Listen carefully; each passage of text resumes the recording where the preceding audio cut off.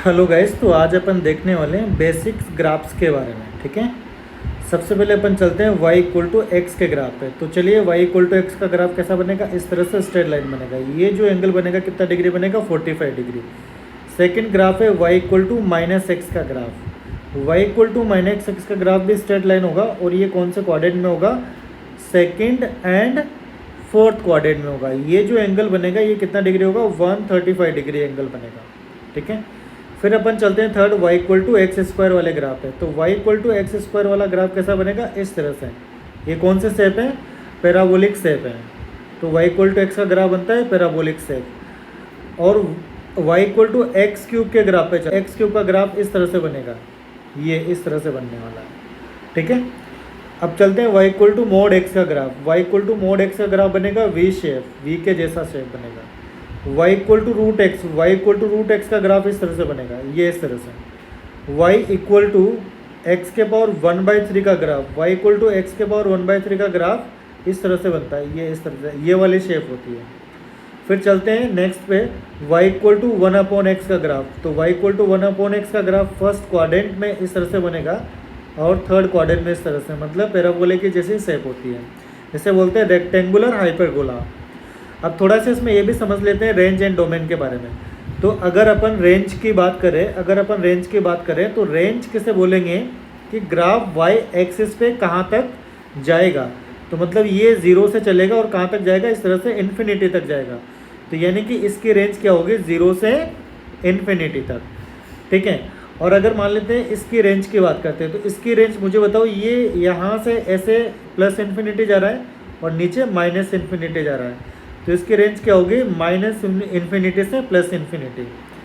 Fifth वाले की range की बात करते हैं, तो फिफ्थ वाले की रेंज मतलब ये यहाँ से 0 से कहाँ तक जाएगा? इन्फिनिटी तक। तो इसकी रेंज क्या हो जाएगी? 0 से इन्फिनिटी। 0 इंक्लूड होगा, इन्फिनिटी पे अपने पास कौन सा ब्रैकेट आता है? ओपन ब्रैकेट, इस तरह से। फिर हम चलते हैं नेक्स्ट वाले पे। ये अपने पास रूट एक्स, ये इसकी रेंज क्या होगी? 0 से कहाँ तक जाएगा? ये भी इन्फिनिटी तक। तो इसकी रेंज भी क्या हो जाएगी? 0 से इन्फिनिटी। फिर अपन चलते हैं एक्स के पावर 1/3 पे।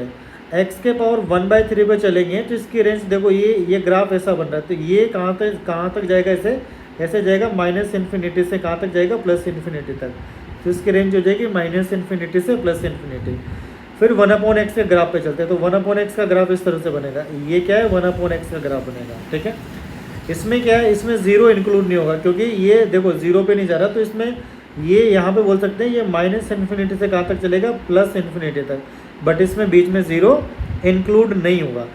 चलो, ये तो होगी रेंज की बात। अब डोमेन की बात करते हैं। तो थर्ड वाले का डोमेन किसे बोलते हैं?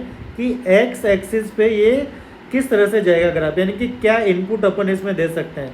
तो मुझे बताओ, एक्स एक्सिस पे ये ग्राफ ऐसे जा रहा है, मतलब ये कहाँ से कहाँ तक जाएगा? माइनस इन्फिनिटी से प्लस इन्फिनिटी तक।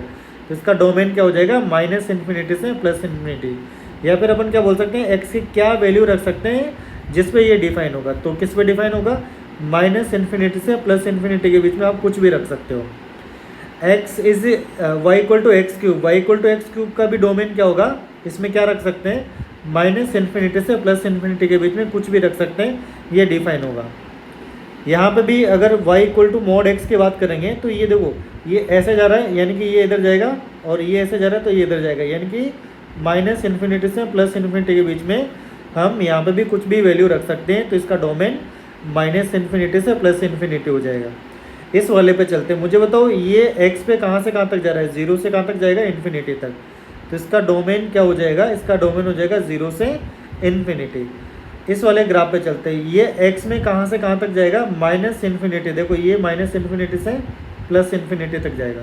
तो इसका डोमेन क्या हो जाएगा? माइनस इन्फिनिटी से प्लस इन्फिनिटी। और अपन चलते हैं जैसे 10th नंबर का graph, y equal to sine x का ग्राफ। तो y equal to sine x का ग्राफ कैसा बनता है? इस तरह से। ये सांप के जैसे शेप बनती है, इस तरह से। ये y equal to sine x का ग्राफ है। ये ऊपर कहाँ तक जा रहा है?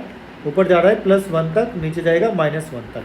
ठीक है, अब इसके रेंज की बात करें तो रेंज क्या हो जाएगी? कहाँ से कहाँ तक जा रहा है? ये -1 से +1 तक। तो रेंज हो जाएगी -1 से +1। डोमेन मतलब ये x में कहाँ तक जा रहा है? ये इधर जाएगा और ये इधर जाएगा, यानी कि माइनस इन्फिनिटी से प्लस इन्फिनिटी तक।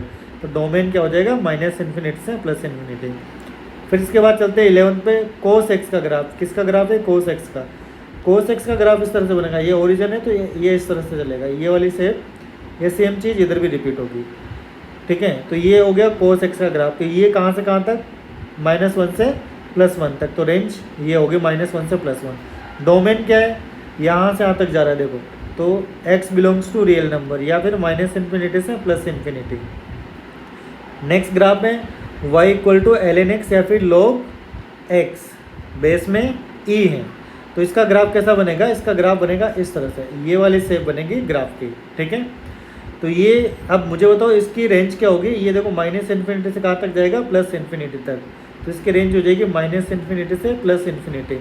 अच्छा, इसके डोमेन की बात करें तो देखो डोमेन मतलब x में कहाँ से कहाँ तक जा रहा है, तो ये टच नहीं कर रहा, तो 0 इंक्लूड नहीं होगा, बट कहाँ तक जाएगा? ∞ तक। तो यानी कि 0 से ∞ तक, बट 0 इंक्लूड नहीं है। और y = e⁴x का ग्राफ कैसा बनता है? इस तरह से। ये y एक्सेस को कहाँ पे कट करेगा? 1 पे। तो ये बेसिक ग्राफ्स हैं।